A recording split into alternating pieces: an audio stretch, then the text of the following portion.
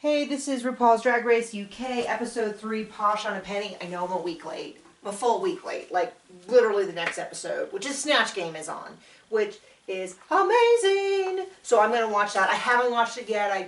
I just didn't want to give up on recapping the season, but I kind of had a crazy week. And by crazy week, I mean I was like super depressed. So, but I got through it. Anyway, this is Posh on a Penny. We have a design challenge. I'm going to kind of jump around and I'm going to just kind of hit the highlights because there's no point in doing a super crazy in-depth recap when most likely no one's going to watch it because they're just going to switch to the latest episode. So they do a little dance. We have Cheryl Hole win. You know, this is my thing. I don't think that she did badly and didn't deserve to win, but from like the small clip that you see, 30 seconds or something, to me it's like a field of like good and bad and meh. And so, but I kind of wonder if it wasn't for maybe the storyline, which I feel is even saying that's a disservice to her.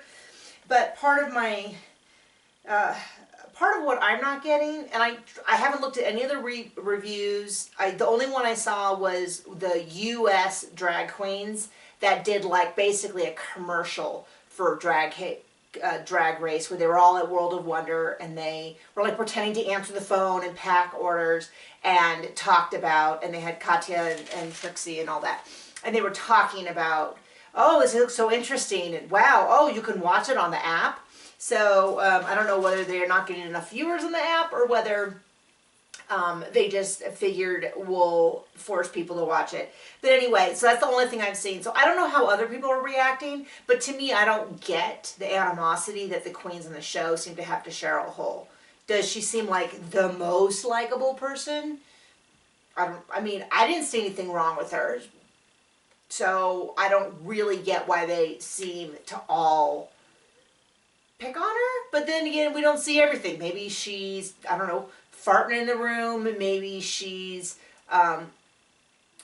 when you put together a show, and I've done a reality show, you're creating content, you're creating a show for the audience, and you don't want to break the fourth wall too much. Like, there's a certain amount of like, oh, I don't want to let people down, but you don't want to get too much into like how the sausage is made. So there's always stuff they're not showing, and so maybe she's really difficult in the car ride over from the hotel. I assume they do that in the UK as well as they do here. So I don't know.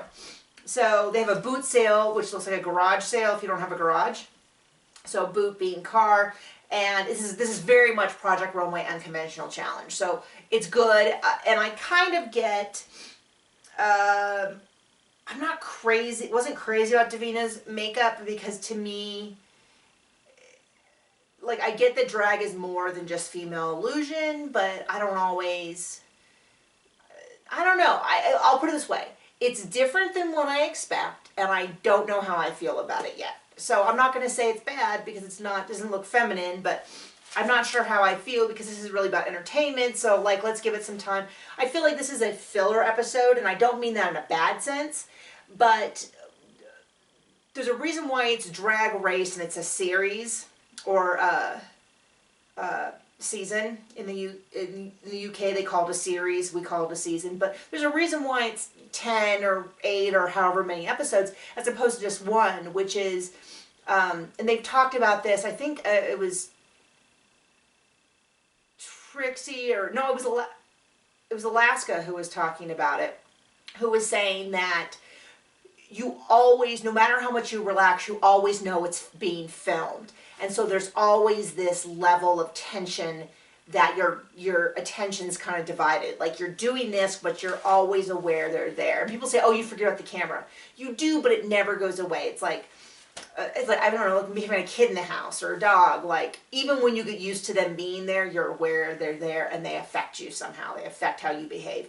So there's always this tiny little voice. So what was I saying? Oh, so this is kind of a filler episode in that this is really for us to continue to get to know the queens and to see where people are at. And I think this is where we got rid of a lot of the young ones to begin with. There's still, is there still a few? I have to look at my notes to see if we have any really young ones left. Blue's gone. Cheryl Hole is 25, which is younger. Gothy Kendall's gone. Scaredy Cat's gone. So the Vivian's 26 and Cheryl Hall's 25. Maybe that's why I don't like her, because she's now the youngest one left. Although I mean 25 is super young, especially to me, but not exactly as young as 19. But anyway, so we're starting to get favorites. I'm starting to, and I've always said this, if you watch my old recaps, there's 2 competitions. Of course, in this one, there's really only 1 competition because they're not winning any money. So really, the real competition is to win the hearts and minds of the world.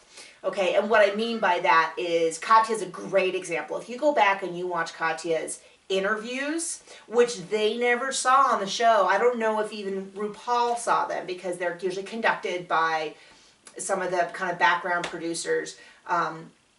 So it's very likely Rupaul never even saw them. Katya is lovable in every one of them. Every single time she is on a talking head interview, which is where she's speaking directly to the camera. She is lovable, she is funny, she's a little vulnerable, she's everything that we want in a performer. We want someone that you really feel like you're seeing their heart and that you like that heart. So you want a little bit of vulnerability, a little bit of, I don't know if I can keep up, or this scares me a little bit of self-deprecation. And so especially, I loved Katya after that. I loved Katya even more after All Stars. There's actually some videos where you can see just Katya's talking head interviews. It's so funny. But but my point is, that is why Katya is a star, not because she was a runner-up in All Stars. She's a star because people like her. Katya's one of my favorites. Trixie's one of my favorites. I like Alaska pretty well. Bianca is another great one. Bob, stuff like that. So anyway, I'm totally off track. This is totally a rambling session. But my point is that we are learning who these people are and who we want to stay with. And I would say that Bag of Chips is pulling ahead of the race with that. Has great interviews, is doing reasonably well. I would say if I was going to do a predictor, I think Bag of Chips, as of right now, episode 3, is in the race to be a season favorite. I don't know when, could be.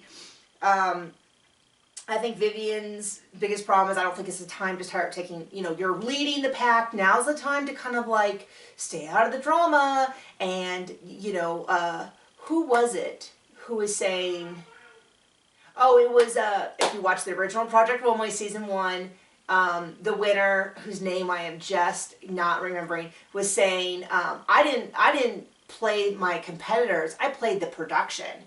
And the idea being that those are really the people you want to win over. Your competitors, no. You want that connection with the people at home. Anyway, so we get into something wrong. Kind of takes a kind of smart, a kind of not, which is like, I'm going to take apart a jacket, so I have a pattern, which is very Project Runway. But the problem is, Rue says this material, you have a pattern from a jacket with stretchy material. It's not going to work. With, that's like saying, oh, I'm going to replace the strawberries and strawberry shortcake with beef. Okay, well, that's not going to work. So that's what happens when you replace the stretchy material with a not stretchy material. So the result was, couldn't have closures, so just walk the runway kind of like this. I really thought something wrong in Vinegar were the lowest, and they in fact were. They tried to kind of put Cheryl under there, but I was like, what? And then Vivian's like, Cheryl, how did you come on the show and not know how to sew? Which is, I'm of 2 thoughts about this. One thought, absolutely, they know, they have the benefit of, sure, it's the first time in the UK, but they know how the show's done. It's got the same, 2 of the same judges, it's got the same executive producer, or at least RuPaul's, I don't know if RuPaul's an executive producer there, but RuPaul's in charge. We know they're going to have the Snatch Game. They're going to have sewing challenges. So I get that. But of all the people to say it, I don't know that Vivian was the best one to say it. But whatever. But this is where I would just say, if I was like a coach or like an agent, or they don't have them there, but if I would be like, now's not the time to attack.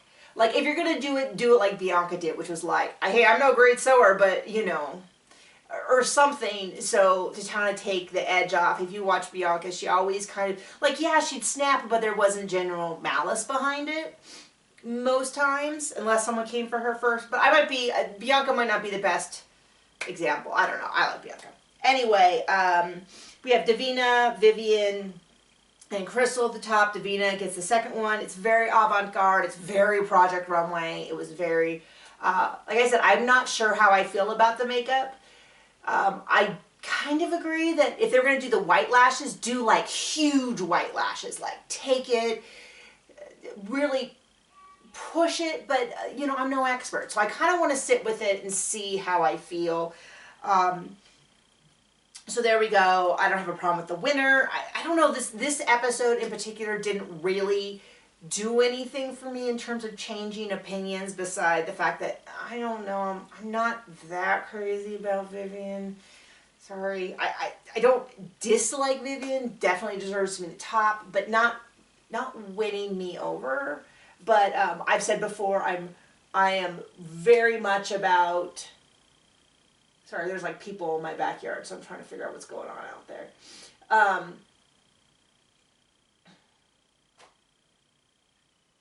What is going on out there? Okay, am I looking for something? Anyway, sorry, I'm kind of confused. I'm really into performance. I'm really into funny. So if you have like a super fierce queen, like Aquaria is not someone that I'm crazy about, incredibly talented, but is never going to win me over like a Katya who makes me laugh. That's just what I look for. I look for someone who entertains me and makes me laugh. And so there's that. We ended up with Something Wrong and Vinegar in the bottom. They were both kind of messy, which is disappointing to me. Vinegar went home. So there you go. I'm sorry, that was not nearly as short as I thought it would be. I will see you in a couple hours for episode 4.